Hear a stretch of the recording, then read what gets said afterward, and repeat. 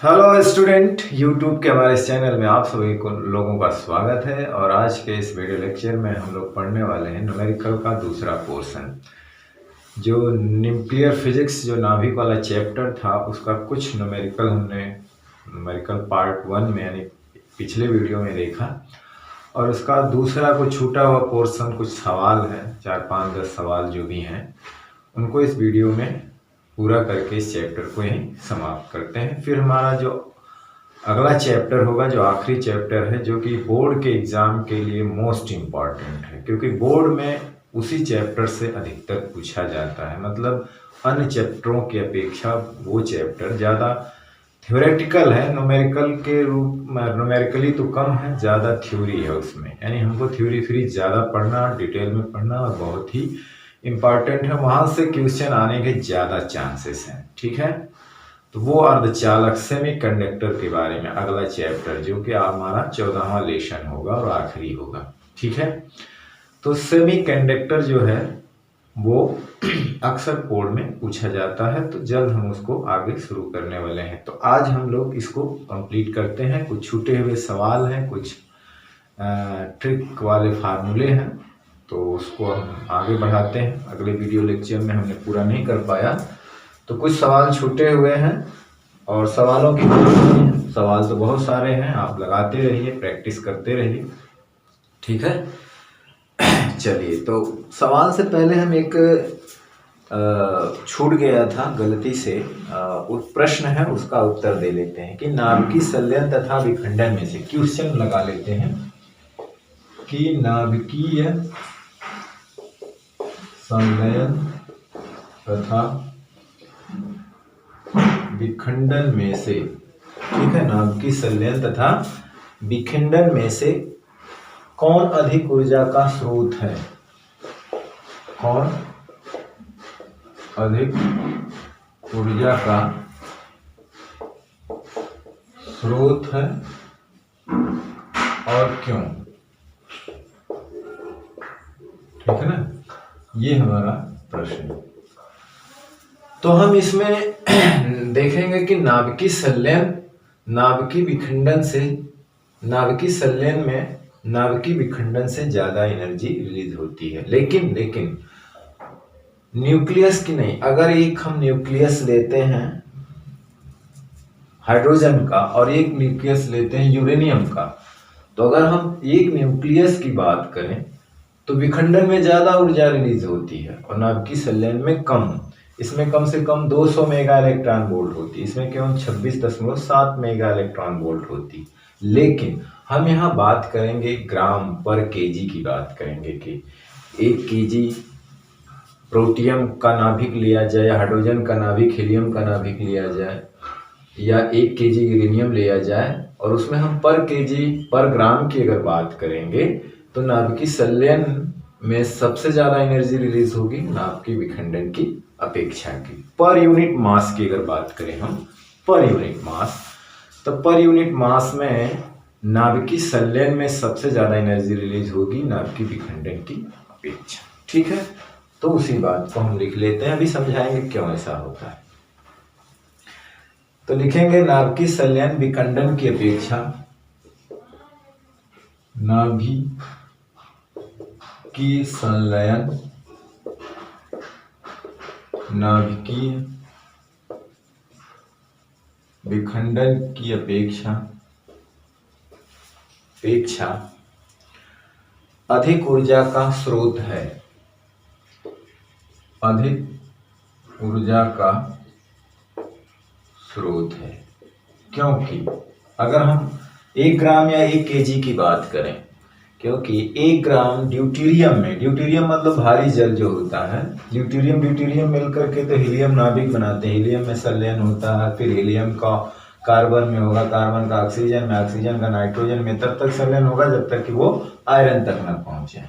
उसी तरह यूरेनियम का जब विखंडन होगा तब तक होगा जब तक कि वो एक स्टेबिलिटी न प्राप्त कर ले, कराया जा सकता है कि वो आयरन तक न पहुंच जाए। और कुछ न्यूक्लियस होते हैं जो अपने आप स्वतः स्पॉन्टेनियस होते हैं, अल्फा बीटा गामा का उत्सर्जन करते हैं, और तब तक करते रहते हैं जब तक कि वो 82 परमाणु क्रमांक पे न पहुंच जाए। क्योंकि 82 पे जाते जाते वो स्थायित्व को लगभग प्राप्त कर लेते हैं। फिर विखंडन उसका कराना हो तो वो जा करके वहां पर करेंगे आयरन तक, जो मोस्ट स्टेबल हो जाएंगे। तो अधिक ऊर्जा का स्रोत है, क्योंकि 1 ग्राम ड्यूटेरियम की बात करें, क्योंकि 1 ग्राम ड्यूटेरियम 1 ग्राम ड्यूटेरियम में ड्यूटेरियम नाभिकों की संख्या, ड्यूटेरियम नाभिकों की संख्या, ठीक है ना। 1 ग्राम यूरेनियम में 1 ग्राम यूरेनियम में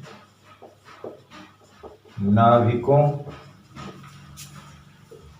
की संख्या से अधिक होती है, अधिक होती है। संख्या से अधिक क्या, बहुत अधिक होती है, लिख सकते हैं, बहुत अधिक होती है, ठीक है ना। तो मतलब क्या हुआ कि अगर हम ड्यूटेरियम का एक न्यूक्लियस का संलयन कराएं या यूरेनियम के एक न्यूक्लियस का विखंडन कराएं, तो विखंडन में ज़्यादा ऊर्जा रिलीज होगी और संलयन में कम होगी। वो 200 मेगा इलेक्ट्रॉन वोल्ट होती है, लेकिन और इसमें 26-27 मेगा इलेक्ट्रॉन वोल्ट होती है। लेकिन अगर हम ग्राम की बात करें कि 1 ग्राम यूरेनियम का नाभिक लें, 1 ग्राम ड्यूटेरियम का नाभिक लें, या 1 केजी यूरेनियम का नाभिक लें, 1 केजी ड्यूटेरियम का नाभिक लें, तो अगर हम पर ग्राम पर केजी की बात करें तो नाभिकीय संलयन में ज़्यादा एनर्जी रिलीज होती है नाभिकीय विखंडन की अपेक्षा। रीज़न क्या है कि 1 ग्राम यूरेनियम में नाभिकों की संख्या से अगर हम तुलना करें 1 ग्राम ड्यूटेरियम में, तो इनके नाभिक बहुत ज़्यादा संख्या में आ जाते हैं। इनके नाभिक क्या है, बहुत हल्का है तो ज़्यादा आएगा 1 केजी में, भारी है तो 1 केजी में कम आएगा। तो अगर 1 केजी दोनों की तुलना करें तो 1 केजी में ड्यूटेरियम नाभिक बहुत सारे आ जाएंगे और 1 केजी में यूरेनियम नाभिक बहुत कम आएगा। तो उन सारे ड्यूटेरियम का अगर हम संलयन कराएं तो इस यूरेनियम का विखंडन कराएं तो इसके मुकाबले उसमें बहुत ज़्यादा एनर्जी रिलीज हो जाती है। रीजन यही है कि अगर पर ग्राम यूरेनियम के अपेक्षा ड्यूटेरियम नाभिकों की संख्या कई गुना ज़्यादा होती है। हल्के होते हैं तो वजन में ज़्यादा आएंगे, जो भारी होंगे तो वजन में कम आएंगे। तो इसीलिए मान के चलिए कि जब से 1 ग्राम में अगर हम 5 यूरेनियम आ रहा है और कहीं 1 ग्राम में 100 ड्यूटेरियम आ रहा है, या मान लो 50 ड्यूटेरियम आ रहा है, तो बताइए ये 50 संलयन होगा और ये सिर्फ 5 का विखंडन होगा। तो इसमें नाभिक मान लो 200 गुणे 5 करेंगे तो 500 मेगा इलेक्ट्रॉन वोल्ट होगा, और इसमें 50 गुणे 26.7 करेंगे तो कहीं इसमें ज़्यादा हो जाएगी, है ना।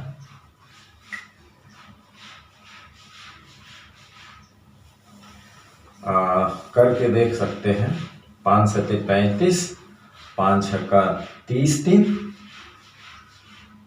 35 और 5 दूनी 10, 10 3 13, 0 1 अंक 1335 मेगा इलेक्ट्रॉन वोल्ट हो जाएगा। ठीक, तो इस तरह से नाभिकीय संलयन में ज्यादा एनर्जी रिलीज होती है, लेकिन पर यूनिट मास में। ठीक है, चलिए इसका स्क्रीनशॉट ले लीजिए। चलिए 1-2 सूत्र हम और यूज करते हैं, हालांकि उस पर न्यूमेरिकल नहीं है, लेकिन कंपटीशन में अगर पूछता है तो आप उसको यूज कर सकते हैं।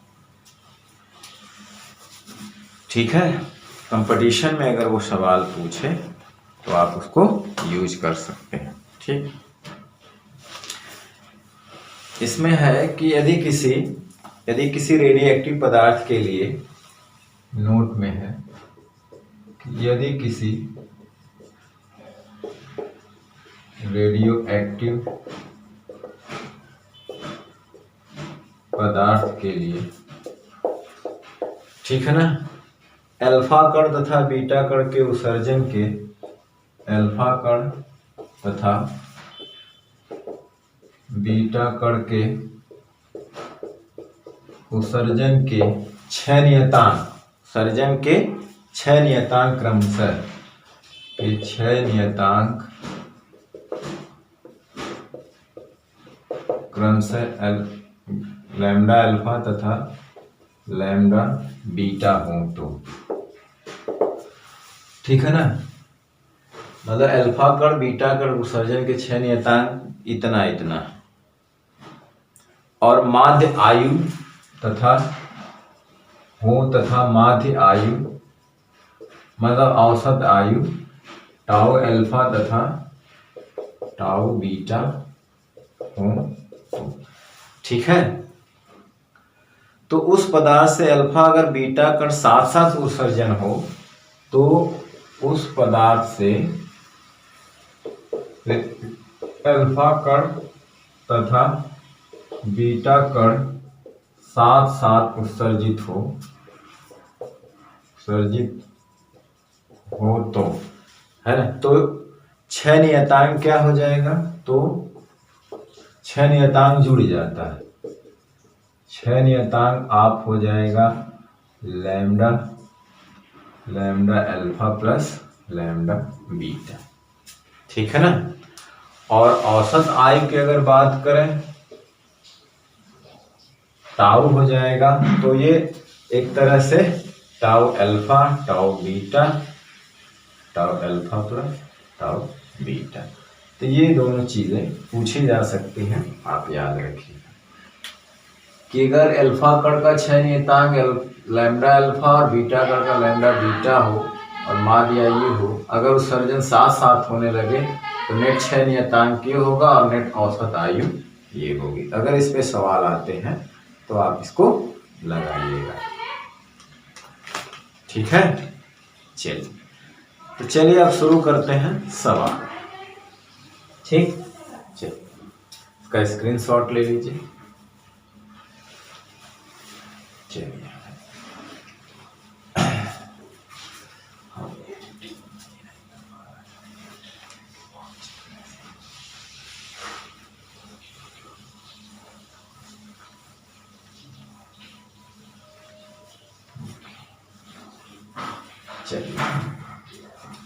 चलिए हम एक सवाल लेते हैं ठीक है। हमने इसको एक सवाल है, क्वेश्चन वर्ग है कि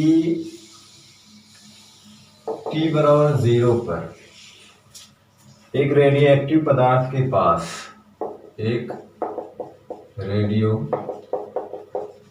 एक्टिव पदार्थ के पास 100 नाभिक है, 100 नाभिक है। t बराबर 1 सेकेंड में 90 नाभिक शेष बचते हैं, नाभिक शेष बचते हैं। तो t बराबर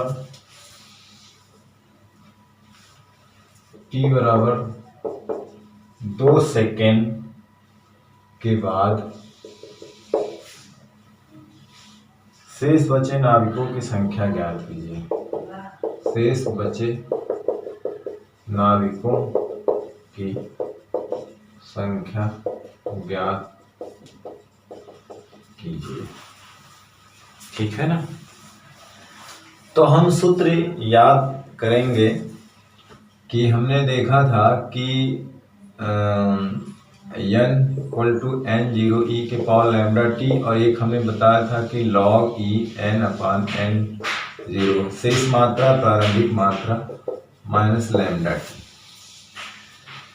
तो इस आधार पर हम देखेंगे कि जब t बराबर 0 है तो नाभिकों की संख्या n0 है ठीक है ना। कितना है वो 100 है। t बराबर 1 सेकेंड पे शेष कितनी बचती है 90। उसी तरह t बराबर 2 सेकेंड पे n कितना है मान लेते हैं x, यही मालूम करना है। तो इसी के सहारे हम लोग ज्ञात करेंगे। तो चलिए 2 समीकरण बनाएंगे। पहले n 90 है, फिर ये 100 है, और ये t का मान कितने 1 सेकेंड पे टी कितना है 1 सेकेंड, समीकरण 1 बना लेते हैं। फिर टी बराबर 2 सेकेंड पे एक्स बचता है, प्रारंभिक तो 100 है, 100 0 ते लैम्डा 2 सेकेंड पे है, समीकरण नंबर 2। टी बराबर यहाँ पे क्या है 2 है, तो एन की जगह क्या हम रख देंगे एक्स।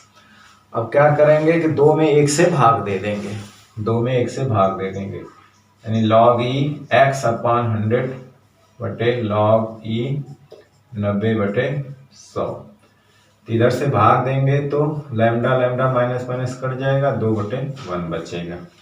या इसको हम लिख सकते हैं कि log ई एक्स अपान 100, इधर log ई 2 से गुणा और 90/100, ये तो 0 कट जाएगा, यानी ये log का है नियम, ये इसको घात पे लिख सकते हैं, तो हो जाएगा ई 9/10 का पावर 2। अब यहाँ हो जाएगा log ई एक्स अपान 100, log ई दोनों से हटा दीजिए तो एक्स अपान 100, और ये हो जाएगा 9 गुणे 9 10 गुणे 10, यानी कि 100 एक्स बराबर 100 गुणे 81, एक्स बराबर 81, ये आंसर। शेष बचे नाभिकों की संख्या टी बराबर 2 पर 81 हो जाएगा। इस तरह से तो आप सवाल आसानी से लगा सकते हैं, ठीक है ना। तो आप इसको बढ़िया समझिएगा और इसका स्क्रीनशॉट ले लीजिए, फिर से लगाइएगा, ठीक। ऐसा ही 2-3 सवाल हम लोग लगाते हैं, ठीक है। आज 4-5 सवाल लगा करके इस चैप्टर को ही समाप्त करते हैं, ठीक। चलिए, तो इसका स्क्रीनशॉट ले लीजिए, हम दूसरे सवाल को लगाते हैं। चलिए,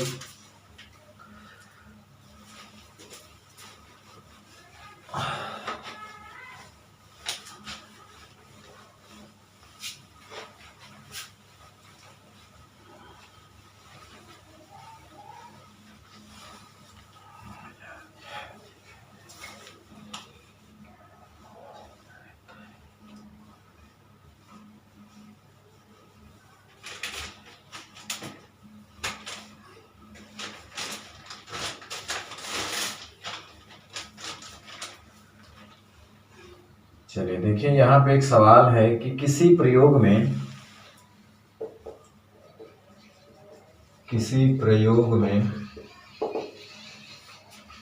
रेडियोधर्मी तत्व के दिए गए नमूने की रेडियोधर्मी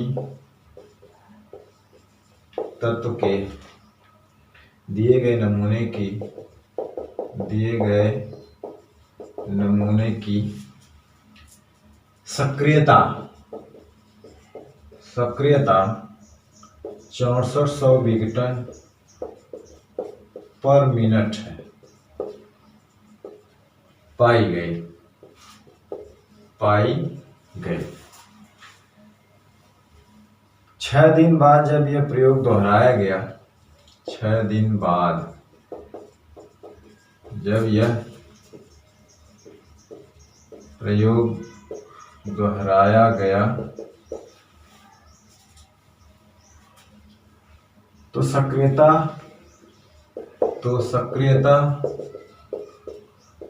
400 विघटन पर मिनट हो गई। दिए गए तत्व की अर्ध आयु ज्ञात कीजिए। दिए गए तत्व की अर्ध आयु ज्ञात कीजिए। दिए गए तत्व की क्या ज्ञात करना है? अर्ध आयु, ठीक है ना। तो हमने पीछे सक्रियता में रिलेशन पढ़ा था, और ये जो विघटन की दर है ना, तो हमने ये सूत्र जो शुरू में पढ़ा था कि प्रारंभिक जो सक्रियता होती है, जिसको हम R0 कहते हैं, बराबर होते हैं लैम्डा n0, यानी विघटित परमाणुओं की प्रारंभिक मात्रा गुणे क्षय नियतांक, ठीक है ना। आप पीछे उठाकर देखिएगा सक्रियता में, तो हमने यही सब प्रूफ किया था। तो शेष सक्रियता जो बराबर होती है, R बराबर होती है लैम्डा n, तो यहाँ से अगर हम देखें तो R/R0 बराबर यहाँ से हो जाए लैम्डा कट जाएगा N/N0। ठीक है ना। तो शेष कितनी बची थी 400, टोटल कितनी थी 6400, यानी कि 1/16 मतलब 1/2 के पावर 4। तो कहने का मतलब ये सूत्र जो यहां से देखा जाए तो ये बना 1/2 के पावर 4। अगर हम इसकी तुलना करें n, तो n बराबर कितना हो गया 4। ये होती है अर्ध आयुओं की संख्या की, हमें पता चल गया कि अर्ध आयुओं की संख्या 4 है। ठीक है ना। अब 4, ये घटना कितने दिन बाद होती है 6 दिन बाद होती है। कितने दिन बाद होती है 6 दिन बाद। तो विघटन में लगा समय, यानी कि यहां तक आने में कितना समय लगा, है ना। तो विघटन में लगा समय आप जानते हैं, विघटन में लगा समय बराबर होता है N/T½ अर्धवायुओं की संख्या। तो विघटन में लगा समय कितना था 6 दिन। 6 दिन बाद में यहां तक आए थे और ये अर्धवायुओं की संख्या 4 है, तो T हो गया हाफ, तो यहां से हो गया T½ बराबर 6/4 यानी 1.5 दिन की बात। ठीक है ना। विघटन में लगा समय हमने वहां पे कैपिटल T लिया हुआ था, यानी कितने दिन बाद वो 6400 से 400 गई 6 दिन में, यानी 6 दिन में कितनी अर्धवायु हुई 4 अर्धवायु में लगा समय कितना है 6 दिन। तो एक अर्धवायु में लगा समय कितना होगा 1.5 दिन यानी 1.5 दिन। ठीक, चलिए इसका स्क्रीनशॉट ले लीजिए, 1-2 सवाल और रख लेते हैं, फिर हम लोग द्रव्यमान क्षति पे आधारित 2-3 सवाल लगाते हैं, इसके बाद यही खत्म करते हैं। चलिए स्क्रीनशॉट ले लीजिए। चलिए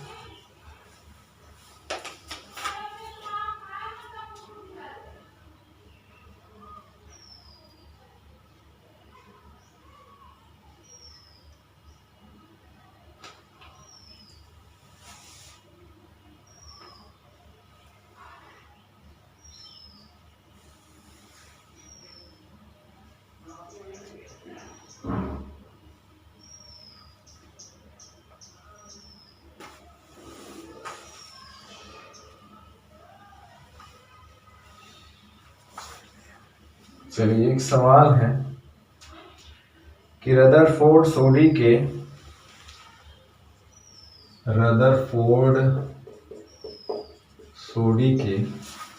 रेडिएटिव क्षय का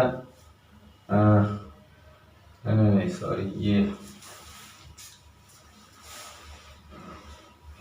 चलिए ये तो क्षय का नियम क्या है, कि क्षय का नियम क्या है, तो ये तो आप लोग को लिखवा दिया गया। सवाल है इसमें कि दो रेडियो एक्टिव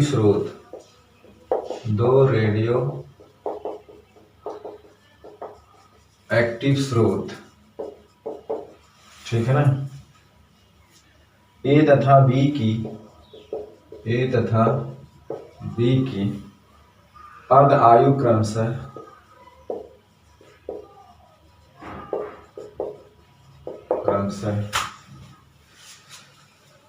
अर्ध आयु क्रमशः कितना है 1 घंटा तथा 4 घंटा, 1 घंटा तथा 4 घंटा, 1 घंटा तथा 4 घंटा। यदि प्रारंभ में ए व बी के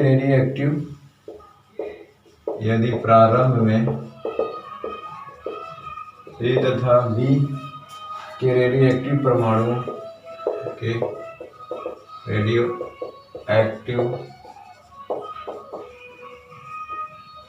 परमाणुओं के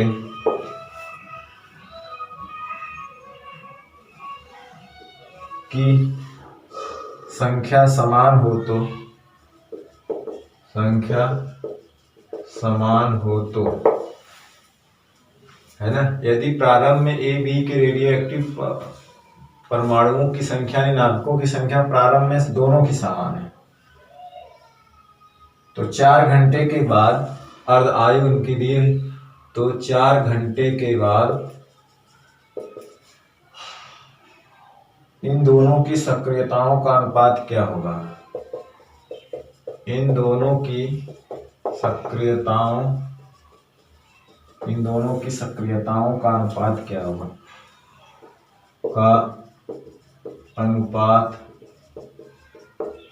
होगा? ठीक है ना।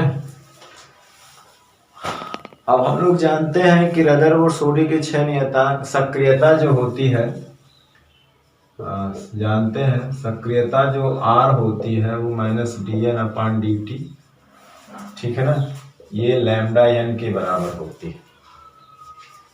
उसी तरह से जो R0 है वो लैम्डा n0 होती है, ठीक है ना, दोनों से तुलना किया गया है।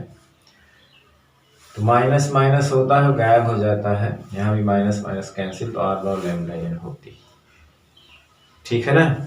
तो उसी तरह से अगर हम RA की बात करें तो लैम्डा Na होगा क्योंकि ये कांस्टेंट है, या लैम्डा A 6 नियतांक उसका, और RB की बात करें तो लैम्डा B NB ऐसा होगा। यहां से देखें तो RA बटे RB जो होगा ये lambda A Na lambda B NB होगा, यानी दो अलग अलग मटेरियल हैं, एक ही नहीं है, तो इसका लिए 6 नियतांक भी अलग अलग हुआ। उसके पहले वाले सवाल में एक ही मटेरियल था, तीसरा लैम्डा सेम था, तो लैम्डा भी अलग अलग होगा, ठीक है ना। अब यहाँ पे दिया हुआ है जो अर्ध आयु है, यानी कह रहे हैं कि T½ A की जो अर्ध आयु है 1 घंटा है, और T½ B की जो है वो 4 घंटा है, दिया हुआ है, ठीक है ना। और फिर कहा है कि 4 घंटे बाद, यानी कि जो हमारा टाइम है विघटन में लगा समय, विघटन में जो अभी 6 दिन था ना, लगा समय जो है वो कैपिटल T बराबर 4 घंटे, ठीक। तो विघटन में मतलब जहां तक वो एक टाइम है, विघटन जो लगा समय जो होता है वो जहां तक क्षय हो जाए, यानी कि विघटन में लगा समय तो पूरी तरह से क्षय होने में इनफाइनाइट लगता है, लेकिन उसमें कुछ शर्तें दिए रहते हैं। उसने कहा कि 4 घंटे बाद सक्रियताओं कितनी बचती है शेष, जैसे उसमें कहा था कि x मालूम करना था, ठीक है ना। अब उसमें कहा था कि t बराबर 0 पर वो उतना है, t बराबर 1 सेकेंड पे घट करके इतना हो गई, तो फिर t बराबर 2 सेकेंड पे कहाँ तक पहुंचेगी, तो वही 4 घंटे बाद दोनों की सक्रियताएं क्या होगी ये निकालना है, ठीक है ना। तो ये निकालना है। तो अब जानते हैं दोनों के अर्ध आयु, दोनों की सक्रियताओं का अनुपात निकालना है, ठीक है ना। अर्ध आयु दोनों की दिया है 1 घंटा 4 घंटा, तो जानते हैं देखिए विघटन में लगा समय जो होता है n गुणे अर्ध आयु होता है, n अर्धवायुओं की संख्या है, ठीक है ना। तो दोनों की बात करें तो 4 घंटे बाद ये अर्धवायुओं की संख्या पता लग जाएगी, तो सक्रियता का अनुपात निकल जाएगा। तो हमें जरूरत है अर्धवायुओं की संख्या निकालने के लिए, तो पहले हम निकाल लेते हैं जैसे Na, तो ये T बटे T½ A हो जाएगा, तो T 4 घंटे है, A भी कितना है, A कितना घंटा है, 1 घंटा, तो ये हो जाएगा 4 अर्धवायुओं की संख्या। उसी तरह से B निकालो, T बटे T½ B है, तो ये कितना है 4 घंटे, मतलब 1 अर्धवायुओं की संख्या, ठीक है। तो आप इसका स्क्रीनशॉट ले लीजिए, इसको मिटा देते हैं इधर वाला, ठीक। तो अब हम इनमें अनुपात निकाल सकते हैं, ठीक है, सक्रियताओं में का अनुपात। एक फार्मूला हम जानते हैं,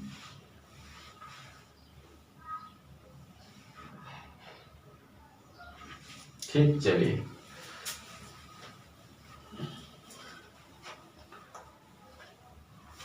और एक चीज और हम जानते हैं कि लैम्डा बराबर होता है 0693/T12।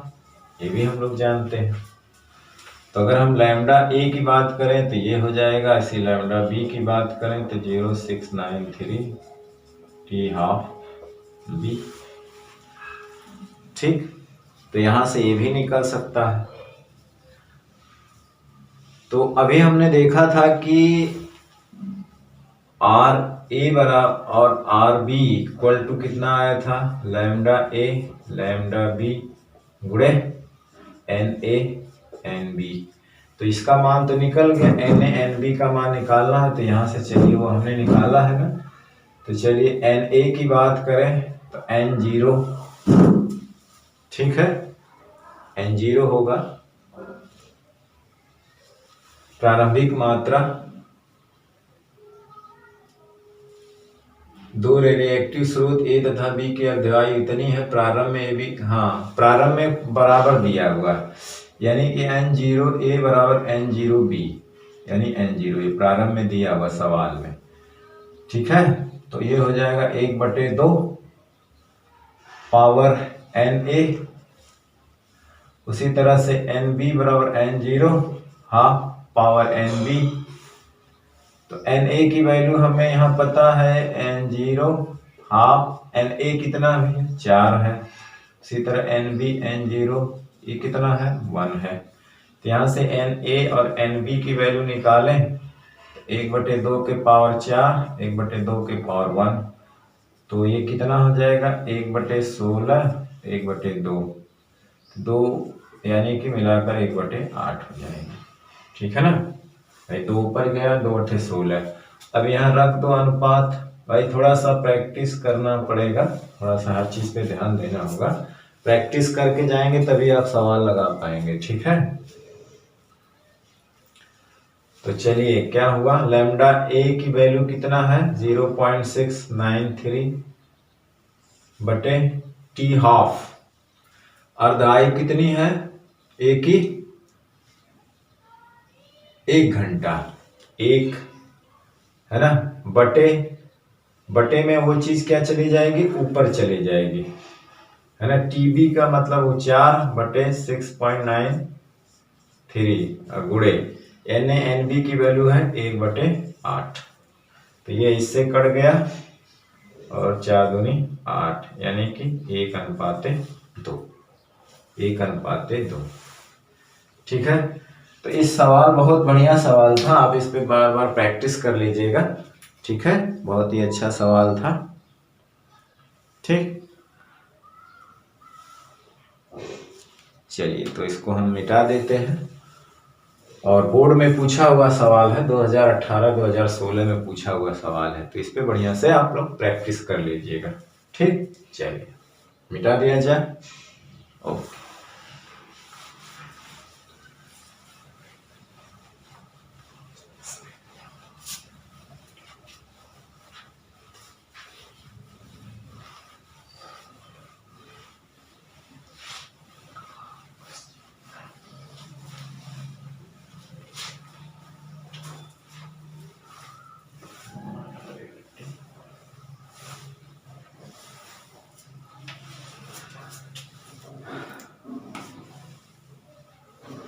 चलिए एक सवाल और देखते हैं कि एक रेडियोएक्टिव पदार्थ की सक्रियता, क्वेश्चन है कि एक रेडियो एक्टिव पदार्थ की सक्रियता 33 वर्षों में घटकर अपने प्रारंभिक मान का 1/8 रह जाती है, ठीक है। पदार्थ की अर्ध आयु एवं क्षय नियतांक की गणना कीजिए। पदार्थ की अर्ध आयु एवं 6 नियतांक की गणना कीजिए।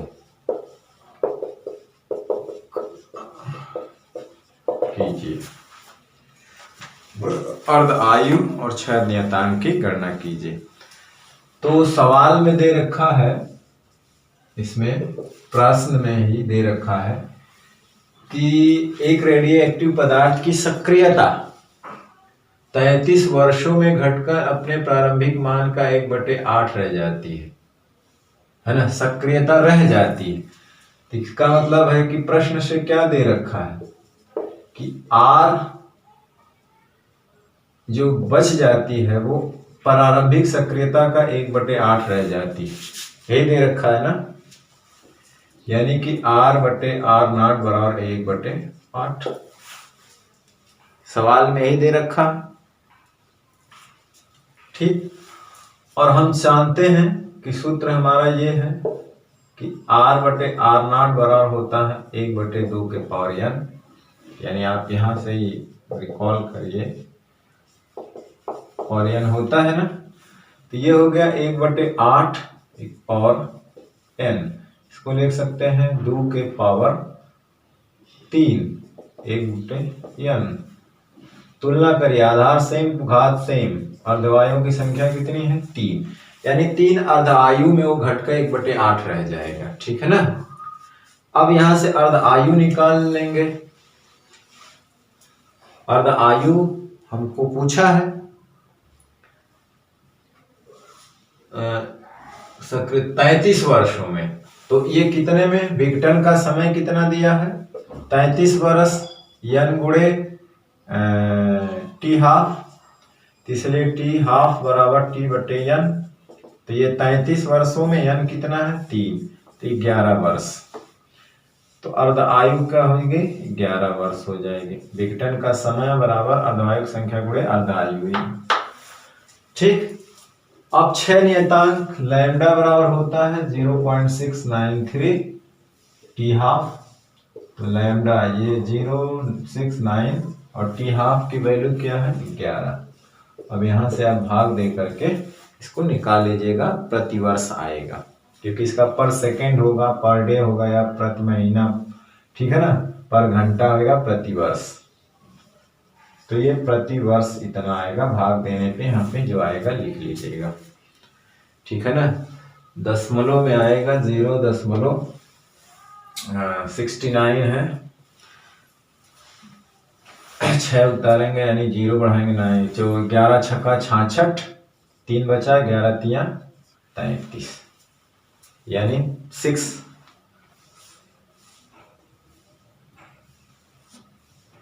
सॉरी टी हाफ होता है यहाँ पे,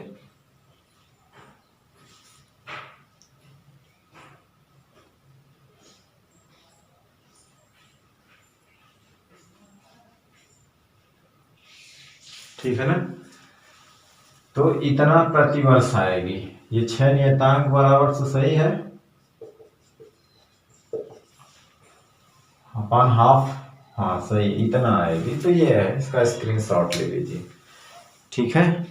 चलिए, और देखिए ये वाले पे सूत्र हो, जो नाभि की रेडियस प्रोपोर्शनल टू होती है a पावर हाफ, हमेशा इस पे याद रखेंगे, r1 r2 a1 a2 का, इस पे भी बहुत सवाल आते हैं, तो ये भी देख लीजिएगा, ठीक है। चलिए, इसका स्क्रीनशॉट ले लीजिए। अब छोटे छोटे 2-3 सवाल और हम लोग देख लेते हैं, ठीक है। चलिए, स्क्रीनशॉट, ओके।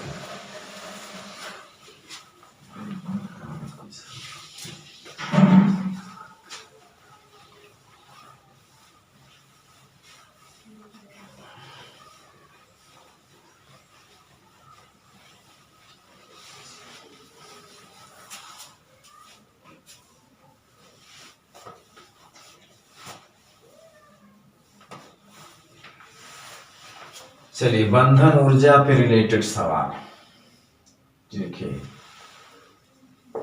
लिखा है कि एक कॉपर 63 है ना, 63 और 29 के सिक्के का द्रव्यमान, के सिक्के का द्रव्यमान 3 ग्राम है। उस ऊर्जा की गणना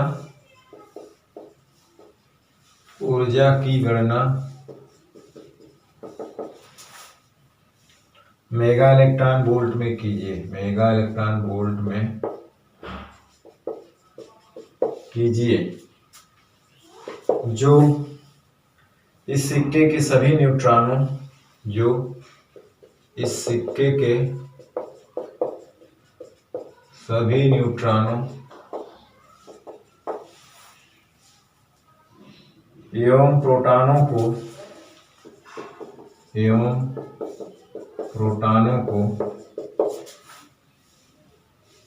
एक दूसरे से अलग करने के लिए आवश्यक हों,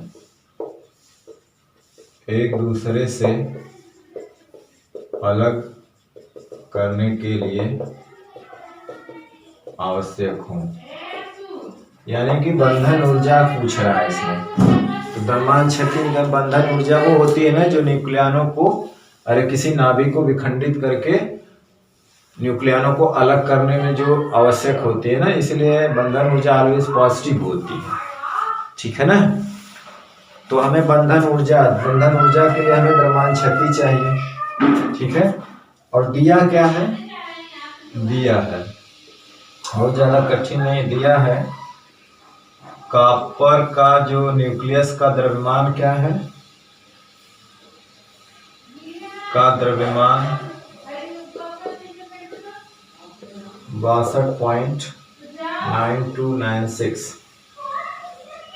प्रोटॉन का मास दिया हुआ है mu में 1.0078 mu, और न्यूट्रॉन का द्रव्यमान एक कितना है 1.0086 mu, ठीक है ना। और इलेक्ट्रॉन का मास जो दिया है 0.005 mu, और जानते हैं कि 1 mu बराबर, यानी कि 1 mu अगर द्रव्यमान क्षति होती है तो कितनी एनर्जी निकलती है, इतना 1 mu के द्रव्यमान क्षति में, ठीक है। अब देखिए 3 ग्राम सिक्का है, उसकी गणना इलेक्ट्रॉन वोल्ट में करना है। इस सिक्के के सभी न्यूट्रॉन प्रोटॉन को अलग करने के लिए कितनी ऊर्जा की आवश्यकता होगी, तो हमें बंधन ऊर्जा चाहिए, तो द्रव्यमान क्षति पहले चाहिए तो बंधन ऊर्जा निकल जाएगी। तो हमें तो प्रोटॉन पता है 29 है, तो हमें निकालना होगा कि कॉपर के नाभिक में प्रोटॉन 29 है। हल करें तो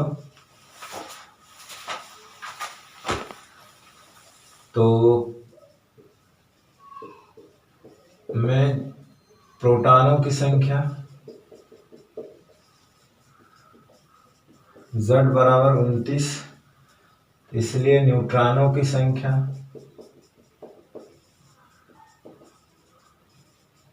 E माइनस Z, यानी कि 63 माइनस 29। तो 63 में से अगर हम 29 घटाएंगे तो हमें मिलेगा, कितना मिलेगा, 63 में से 29 घटाने के बाद 13 9 4 34, ठीक है ना। तो न्यूक्लियनों की संख्या कितना है, ए बराबर कितना है 63 है, ठीक है। अब हम न्यूक्लियनों का द्रव्यमान निकालेंगे, भाई न्यूक्लियनों का द्रव्यमान और फिर न्यूक्लियस का द्रव्यमान, तो न्यूक्लियस में से न्यूक्लियस का द्रव्यमान घटा देंगे, तो न्यूक्लियनों का द्रव्यमान एक साथ निकाल सकते हो, तो जानते हो क्या है, आप लिख सकते हैं 29 गुणे प्रोटॉन का द्रव्यमान कितना है 1.0078 mu में आएगा, प्लस न्यूट्रॉन कितने हैं 34, और कितना एक न्यूट्रॉन का मास है 1.0086, यह आएगा mu में, ठीक है ना। तो आप इसका कैलकुलेशन करेंगे तो इसका कैलकुलेशन आप करेंगे, इसका इसमें गुणा करेंगे, इसका इसमें गुणा करेंगे और जोड़ेंगे तो लगभग आया है 63.5186 AMU। ठीक है ना। यानी इसमें कहने का मतलब क्या है कि जब हम बंधन ऊर्जा निकालना है, हालांकि बंधन ऊर्जा निकालना हमने शुरू में छोटे छोटे सवाल बताए थे, या हमें द्रव्यमान क्षति निकालना है तो इसका हमने फार्मूला बता दिया था कि द्रव्यमान क्षति कैसे निकालते हैं। द्रव्यमान क्षति हमेशा न्यूक्लियनों के द्रव्यमान में से न्यूक्लियस का द्रव्यमान घटा दिया जाता है। कुछ प्रोटॉन न्यूट्रॉन लेके जब हम न्यूक्लियस बनाते हैं तो द्रव्यमान क्षति हो जाती है, वही बंधन ऊर्जा के रूप में मुक्त होती है E=mc² के अनुसार। पहले हम अलग अलग न्यूट्रॉन का द्रव्यमान, अलग प्रोटॉन का द्रव्यमान निकाल लेंगे, फिर उनको जोड़ देंगे तो हो गया न्यूक्लियन का द्रव्यमान। फिर न्यूक्लियस का द्रव्यमान ऑलरेडी दे रखा है तो उसमें से इसको घटा सकते हैं। ये है न्यूक्लियन का, ये है न्यूक्लियस का। तो जितना कम आएगा वही द्रव्यमान क्षति हो जाएगी, जितना कम आएगा वही द्रव्यमान क्या हो जाएगी, क्षति हो जाएगी। तो बहुत कठिन नहीं है। तो यहाँ से हम डेल्टा एम अगर देखें तो हमारा द्रव्यमान क्षति आ जाएगा, ये है 63.5186 और माइनस 62.9296। तो हम इसको कैलकुलेट करके रखे हैं तो क्या आएगा, इसमें से घटाएंगे, हालांकि सवाल लगाया हुआ है, हमने कैलकुलेट किया हुआ है इसको पहले से, तो आएगा 0.589 MU। और दे भी रखा है कि 1 MU में एनर्जी कितनी होती है, इतना मेगा इलेक्ट्रॉन वोल्ट। तो चूंकि 1 MU द्रव्यमान क्षति होता है तो 931.5 मेगा इलेक्ट्रॉन वोल्ट एनर्जी निकलती है, इसीलिए 0.589 MU अगर द्रव्यमान क्षति होती है तो कितना हो जाएगा। ठीक, तो गुणा कर देंगे, 931.5 गुणे 0.589, ये मेगा इलेक्ट्रॉन वोल्ट में आएगा। तो कितना आएगा, तो ये कैलकुलेट हो रखा है, आएगा 548 हमने कैलकुलेट किया है तो 359 यानी कि मेगा इलेक्ट्रॉन वोल्ट कैलकुलेटर से कैलकुलेट किया हुआ है सब। ठीक है, तो इतनी ऊर्जा रिलीज हो जाएगी।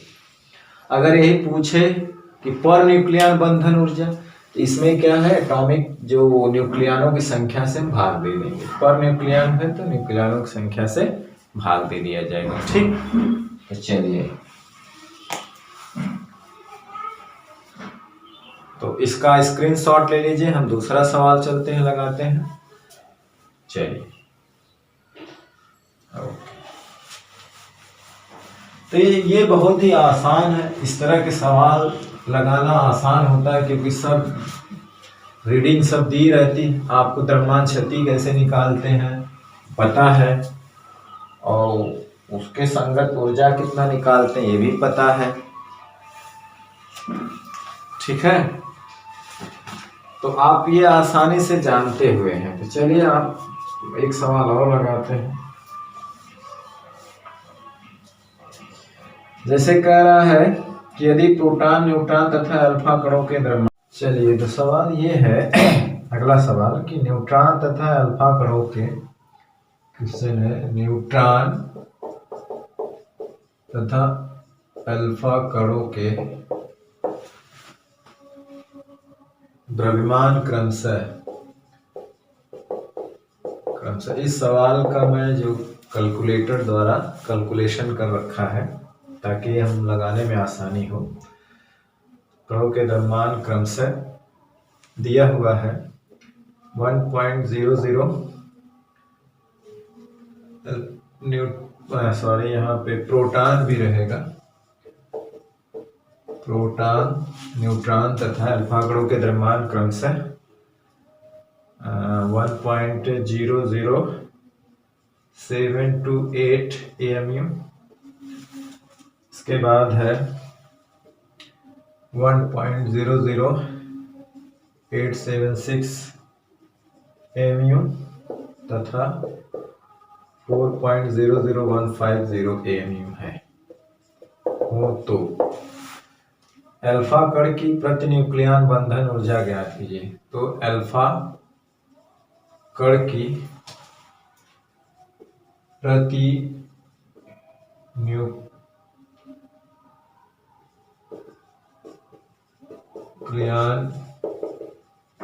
बंधन ऊर्जा ज्ञात कीजिए। हो तो अल्फा कण की प्रति न्यूक्लियन बंधन ऊर्जा ज्ञात कीजिए। और एक दिया हुआ है कि 1 mu बराबर 931 mega electron volt. 931 mega electron volt. तो जाहिर सी बात है कि अल्फा कण मतलब क्या होता है? तो अल्फा कण की प्रति अल्फा कण जो है वो हीलियम का नाभिक होता है। अल्फा कण बताया गया है कण कि हीलियम जो ये होता है ना, हीलियम का नाभिक होता है। मतलब कि हीलियम से अगर 2 इलेक्ट्रॉन बाहरी कक्षा में, 2 प्रोटॉन 2 न्यूट्रॉन 2 इलेक्ट्रॉन होते हैं, तो 2 इलेक्ट्रॉन बाहर निकल जाते हैं तो जो बचता है वो नाभिक से बचता है, और वही उसी को अल्फा कण कहा जाता है, जिसपे 2+ चार्ज होता है। ठीक है ना?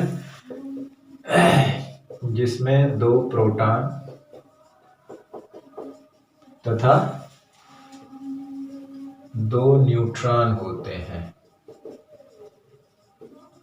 तो पहले हम अब 2 प्रोटॉन का द्रव्यमान क्या हो जाएगा? प्रोटॉन का द्रव्यमान तो 2 गुणे क्या है? एक प्रोटॉन का द्रव्यमान कितना है? 1.00728 AMU। तो इसका कैलकुलेशन किया गया है।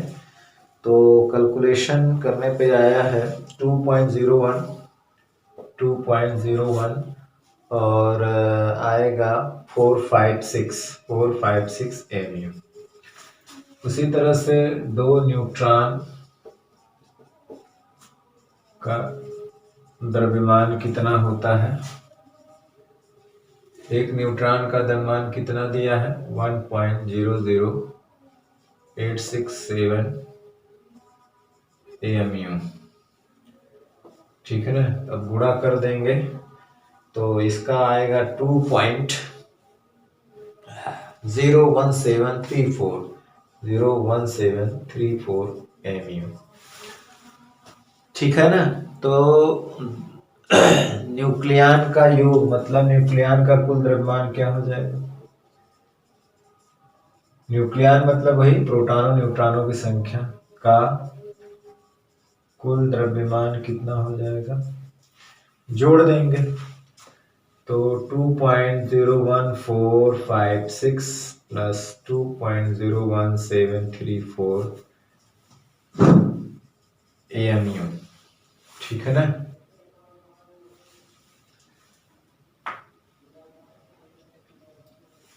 जोड़ने पे कुल कितना हो जाएगा?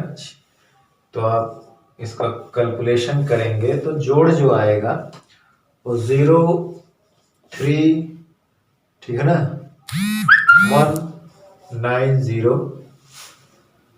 MU आएगा। ठीक है ना? MU। अब द्रव्यमान क्षति के लिए क्या होगा चाहिए? तो इसका थोड़ा सा आप लोग स्क्रीनशॉट ले सकते हैं। ओके, द्रव्यमान क्षति यानी डेल्टा M क्या होगा? तो न्यूक्लियन के द्रव्यमान में से नाभिक का द्रव्यमान घटा देते हैं, हीलियम के नाभिक का 190। तो डेल्टा M जो है वो न्यूक्लियनों के द्रव्यमान ये है, इसमें से घटा देना होगा कौन सा? नाभिक का द्रव्यमान। तो नाभिक का द्रव्यमान कौन है? यहाँ पे 4.00150। तो डेल्टा M जो आएगा वो कितना आएगा? तो डेल्टा M आएगा 0.0 इतना MU आएगा। ठीक। हालांकि हम लोग जानते हैं कि डेल्टा E बराबर होता है डेल्टा M या C²। लेकिन अगर ये M एमयू में है तो हम लोग निकाले, दिया भी है कि चूंकि एक एमयू बराबर होता है 931.5, लेकिन ये दिया है इसलिए इतने एमयू बराबर कितना हो जाएगा 0.03040 एमयू बराबर कितनी एनर्जी होगी, 931 गुणे ये इतना करेंगे तो लगभग ये कैलकुलेशन करने पर आए हैं इतना मेगा इलेक्ट्रॉन वोल्ट है।